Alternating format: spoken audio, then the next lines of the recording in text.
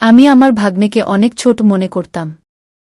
একদিন বাড়িতে কেউ ছিল না, তখন হঠাৎ করে আমার ভাগ্নে তোয়ালে পেঁচিয়ে আমার ঘরে দৌড়ে এলো। এসে বলল, মামি, আমি অনেক ব্যথা পেয়েছি। এরপর সে আমার বিছানায় শুয়ে পড়ল। সে বলল, মামি, কি দেখছ? আমি ভাবলাম সত্যিই কিছু সমস্যা হয়েছে, তাই আমি তার কাছে গেলাম। কিন্তু যখন আমি তাকে দেখতে গেলাম, হঠাৎ করে সে আমাকে তার যে ছেলেটিকে আমি এতদিন নির্দোষ মনে করতাম, সে মুহূর্তের মধ্যেই এমন কিছু ঘটালো যা আমি কল্পনাও করিনি। ১৯ বছর বয়সে আমার বিয়ে হয়। আমি অনেক সুন্দর দেখতে। বাইরে বের হলে সবাই আমার দিকে চেয়ে থাকত। মনে হতো তারা আমাকে কিছু বলতে চায়, কিন্তু আমি কাউকেই পাত্তা দিতাম না। বন্ধুরা, রেডি থাকো, আজকের গল্পটা অনেক বেশি স্পেশাল হতে চলছে। আমার বিয়ে হয়েছিল আমার থেকে অনেক বড় বয়সের একজন মানুষের সাথে। যখন আমার বয়স ছিল ১৯, তখন আমার স্বামীর বয়স ছিল ৩৫। তাকে দেখলেই আমার রাগ হতো এবং আমি তাকে কখনো কাছে আসতে দিতাম না। ধীরে ধীরে আমি বুঝতে পারলাম আমার জীবনে একজন মানুষের প্রয়োজন। একদিন আমার নন্দের ছেলে কুনাল আমাদের বাড়িতে এলো। প্রথমবার তাকে দেখছিলাম কারণ সে আমাদের বিয়েতেও আসতে পারেনি। সে আমাকে আলিঙ্গন করল, যা দেখে আমার স্বামী একটু বিরক্ত হল। আমি পরিস্থিতি সামলাতে কুনালকে প্রশ্ন করলাম, হঠাৎ বাড়িতে এলে কিভাবে? তখন আমার শাশুড়ি রেগে গিয়ে বললেন, তুমি কি জানতে চাও? আর আমি শুধু জানতে চেয়েছিলাম, কুনাল আমাদের বিয়েতে আসেনি তো হঠাৎ আজ কেন এলো? কুনাল মুচকি হেসে বলল, মামা তো শুধু প্রশ্ন করেছেন, রাগ করবেন না। আমি তখন পরীক্ষায় ছিলাম, তাই আসতে পারিনি। তবে এখন এসেছি আর মামা থেকে অনেক আদর নিয়ে ফিরব। সবাই হাসল। শাশুড়ি মা রেগে গেলে আমি আর কিছু বললাম না। কিছুক্ষণ পর কুনাল ফ্রেশ হয়ে এলে শাশুড়িমা আমাকে নাস্তা আনতে বললেন। নাস্তা নিয়ে যাওয়ার সময় পা পিছলে প্লেট কুনালের উপর পড়ে গেল। শাশুড়িমা চিৎকার করে বললেন, তাড়াতাড়ি তার পোশাক পরিষ্কার করো। তখন স্বামী বাইরে ছিলেন। শাশুড়ি মায়ের বকুনি শুনে আমি কাপড় আনতে রান্নাঘরে গেলাম।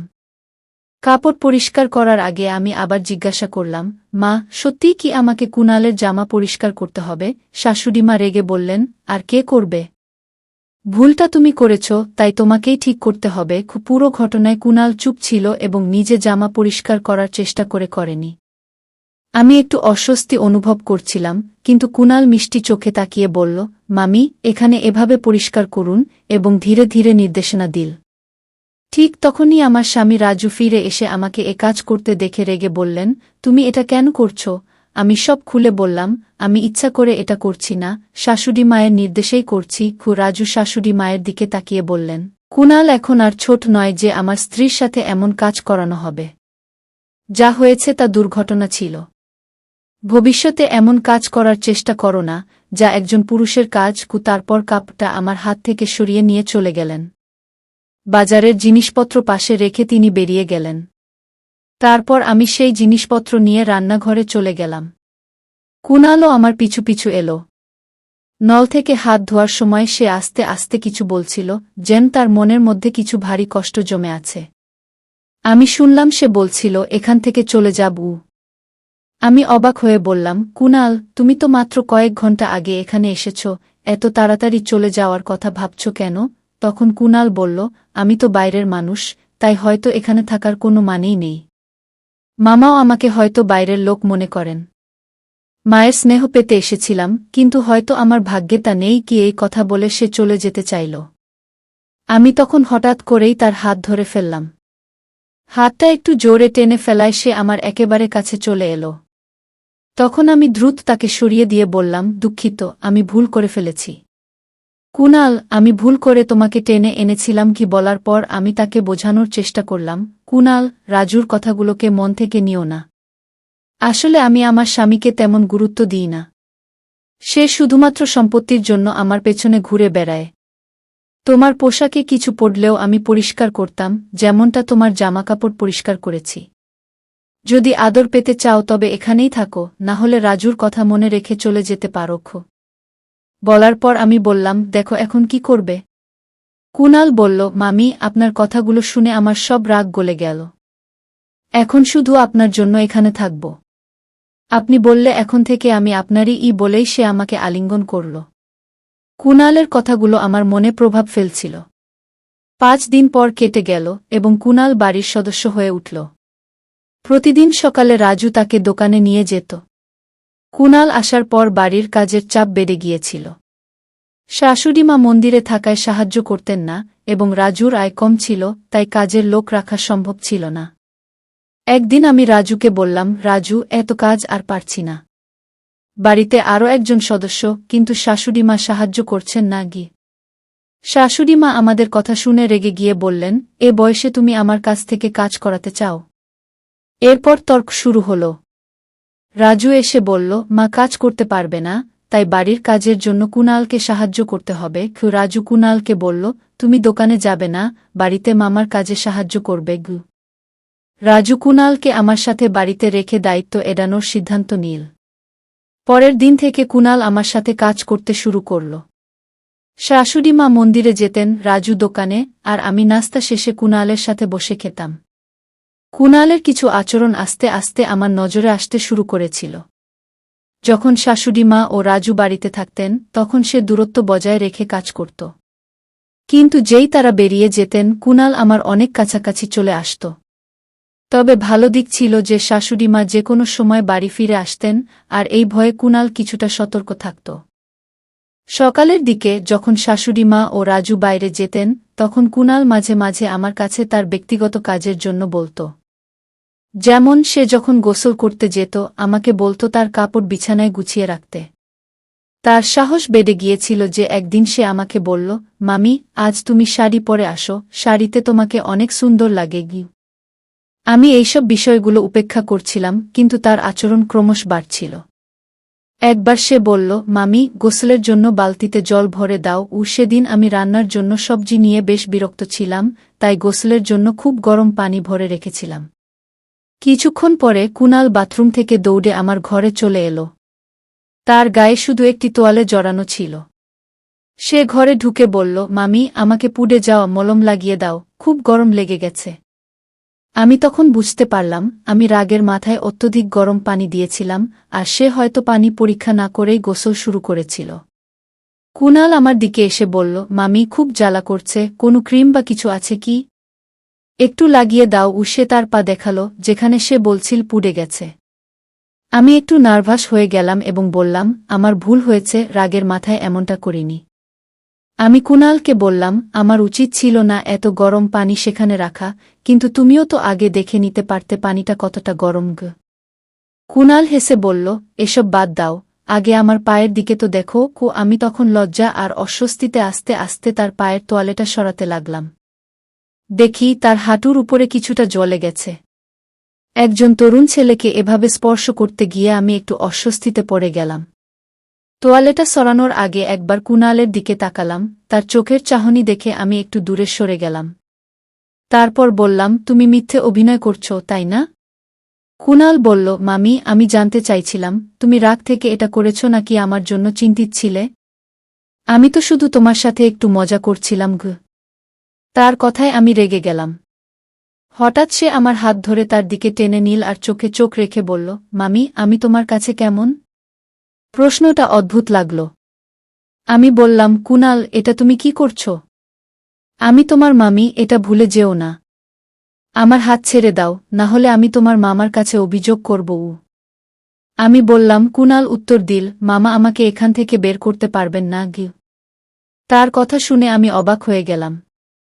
তারপর সে আমাকে আরও কাছে টেনে নিল, এতটা কাছাকাছি যে আমি এমনটা কখনো অনুভব করিনি, এমনকি স্বামীর সাথেও। তার আচরণে আমি কিছুটা দুর্বল হয়ে পড়ছিলাম। ঠিক তখনই শাশুড়িমা বাইরে থেকে ডাকলেন, বৌমা। তার ডাক শুনে আমি রেহাই পেলাম। শাশুড়িমা আসার পর কুণাল আমাকে ছেড়ে কিছুটা দূরে সরে গেল। রাতে আমি ঠিক করলাম রাজুর সাথে এই বিষয়ে কথা বলবো। শোবার আগে রাজু হঠাৎ বলল, কুণাল তো তোমাকে সহায়তা করছে, কাজের চাপ কমে গেছে, তাই না? আমি কিছু বলার আগেই কুণাল হাসতে হাসতে আমাদের ঘরে ঢুকে বলল, মামা, তুমি কেন ছোটদের মতো দুধ খাচ্ছ? আমি মজা করে বললাম, তোমার মামার শরীরে ক্যালসিয়ামের অভাব, তাই দুধ পান করেন। এতে কি সমস্যা? এটা আমাদের ব্যক্তিগত বিষয়, তোমার এখানে থাকা জরুরি নয়। এরপর কুণালকে বাইরে যেতে বললাম। আমার এই কথায় আমার স্বামীর মুখে হাসি ফুটে উঠল। তারপর আমরা দুজনে ঘুমিয়ে পড়লাম।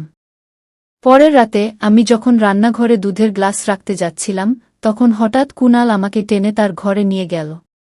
তার এমন আচরণ দেখে আমি রেগে গিয়ে বললাম, কুনাল, তুমি কি করছো? আমি তোমার মামি, এটা ভুলে যেও না। তুমি যদি 5 সেকেন্ডের মধ্যে আমার হাত না ছাড়ো তবে আমি চিৎকার করব। কুনাল ঠান্ডা মাথায় বলল, মামি, তুমি মাইক নিয়েও চিৎকার করো, তোমার স্বামী শুনতে পাবে না। কারণ তাকে তুমি এমন দুধ খাইয়ে দিয়েছ যাতে ঘুমের ওষুধ মেশানো। আমি সবকিছু দেখেছি, আর আমার মোবাইলেও সেই ঘটনার রেকর্ড আছে। কুনালের কথাগুলো শুনে আমি হতভম্ব হয়ে গেলাম। তার মোবাইল স্ক্রিনে আমি নিজেকে দেখতে পেলাম, যেখানে দেখা যাচ্ছিল আমি রাজুর দুধের গ্লাসে ওষুধ মেশাচ্ছি। সে বলল, মামি, একবার ভাবো, যদি মামা এই ভিডিও দেখে ফেলে তাহলে কি হবে? আমি প্রতিদিন রাজুর দুধের গ্লাসে চুপিসারে ঘুমের ওষুধ মিশিয়ে দিতাম। কুনাল সেই ঘটনা ভিডিও করে আমাকে ব্ল্যাকমেইল করতে শুরু করল এবং আমার সাথে ঘনিষ্ঠ হওয়ার চেষ্টা করতে লাগল। এতটা ধূর্ত হবে তা আমি ভাবতেও পারিনি। তখন আমার কাছে মিষ্টি কথা বলে তাকে শান্ত করা ছাড়া আর কোনো উপায় ছিল না। তাই আমি কুনালের কাছে গিয়ে তার গলায় হাত রেখে বললাম, কুনাল, আমি তো শুধু তোমার সাথে মজা করছিলাম। তুমি যখন থেকে এখানে এসেছ তখন থেকেই তুমি আমার খুব কাছের মানুষ হয়ে গেছ, কিন্তু আমি বলতে পারিনি। আজ সুযোগ পেয়েছি তাই বলছি। আমি কুনালকে এমনভাবে জড়িয়ে ধরলাম যেন সে আমার কথায় বিশ্বাস করে। কিছুক্ষণ পর বললাম, কুনাল, আমার পেটে হঠাৎ ব্যথা করছে, কাল এসে তোমার সঙ্গে দেখা করব কি? এই বলে আমি তার ঘর থেকে বেরিয়ে এলাম। পরের দিন থেকে রাজু কুনালকে তার দোকানে নিয়ে যেতে লাগল। কুনালের উপর আমার একদম বিশ্বাস ছিল না। যদি সে ভুল করে কিছু বলে ফেলে তবে রাজুর সামনে আমার অবস্থার কি হবে ভাবতেই পারি না। রাজু ও কুনাল দোকানে চলে যাওয়ার কিছুক্ষণ পর আমি দোকানের দিকে গেলাম যাতে কুনালের উপর নজর রাখতে পারি। দোকানে ঢুকে দেখলাম সেখানে কেউ নেই। হঠাৎ সেখানে একটা গোপন ঘর দেখতে পেলাম যা আমি আগে কখনো দেখিনি। আমি ভিতরে যেতে পারলাম না, কিন্তু সেখানে কারো কথা শোনা যাচ্ছিল। রাজু কুনালের সাথে কথা বলছিল, তুমি কবে কাজ শেষ করবে? টাকা নিয়ে চলে যাও। কুনাল মেয়েটির চেহারা দেখাতে চাইল, কিন্তু রাজু চুপ থাকতে বলল। আমার সন্দেহ ছিল কুনাল কিছু বলেছে। তাদের বেরিয়ে যাওয়ার শব্দ শুনে আমি দ্রুত বাসায় ফিরে এলাম। রাতে আমি পরিকল্পনা করলাম রাজুকে ঘুমের ওষুধ না দিয়ে কুনালের ঘরে গিয়ে মিথ্যে অভিযোগ তুলে তাকে ফাঁসিয়ে দেব। সন্ধ্যায় রাজু শাশুড়ির ঘরে ঢুকে চিন্তা করছিল। শাশুড়ি বললেন, তোমার বিয়ের 1 মাস হয়ে গেল, সুখবর নেই? হঠাৎ কুনাল আমাকে ডাকল, আমি চুপ থাকলাম। রাতে রাজু ঘুমালে আমি পরিকল্পনা মতো এগোলাম। আমি কুনালের ঘরের দিকে গেলাম, কাছে গিয়ে তাকে আলিঙ্গন করলাম এবং বললাম, কুনাল, আমি আমার প্রতিশ্রুতি রেখেছি, এখন আমি শুধুই তোমার গু। কুনাল আমার কাছে আসতেই আমি হঠাৎ তার হাত ধরলাম এবং চিৎকার করে উঠলাম, বাঁচাও, বাঁচাও। আমার চিৎকার শুনে রাজু দৌড়ে ঘরে এলো। তখন আমি রাজুকে বললাম, তোমার ভাগ্নে আমার উপর জোর করার চেষ্টা করেছে, ওকে বাড়ি থেকে বের করে দাও। রাজু আমার দিকে রাগান্বিত হয়ে চড় মারল এবং বলল, কুনাল আমাকে সবকিছু দুপুরেই বলে দিয়েছিল। আমি জানতাম তুমি আমাকে ঘুমের ওষুধ খাওয়াচ্ছিলে। এখন কুনাল আর আমি দুজনেই তোমাকে শাস্তি দেবগু। ঠিক সেই মুহূর্তে বাইরে পুলিশের গাড়ির আওয়াজ শোনা যায়। পুলিশ দ্রুত ঘরে ঢুকলে আমি জানালাম কুনাল, রাজু এবং শাশুড়ির সন্দেহজনক কার্যকলাপের কথা। তদন্তে জানা গেল রাজু আমার বোনকে অত্যাচার করে কোমায় পাঠিয়ে আমাকে বিয়ে করতে বাধ্য করে। তার মূল লক্ষ্য ছিল বাবার সম্পত্তি দখল করা। কুনাল একজন ডাক্তার, তার সাথে মিশেছিল। পুলিশ তাদের গ্রেপ্তার করে এবং জানালো যে রাজু ও শাশুড়ি মিথ্যা গল্প সাজিয়ে আমাদের পরিবারের সম্পত্তি চুরির পরিকল্পনা করছিল। শেষমেশ আদালত 3 জনকেই যাবজ্জীবন কারাদণ্ড দেয়। আমার বাবা যাকে সৎ ভাবতেন সে ছিল একজন ঠান্ডা মাথার প্রতারক। আমি সৌভাগ্যবান, ফাঁদ থেকে পালাতে পেরেছি। এখন আমার একমাত্র আশা আমার বোন সুস্থ হয়ে উঠুক। গল্পটা কেমন লাগলো জানাতে ভুলবে না।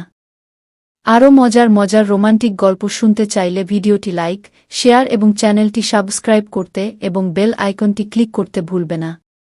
ধন্যবাদ।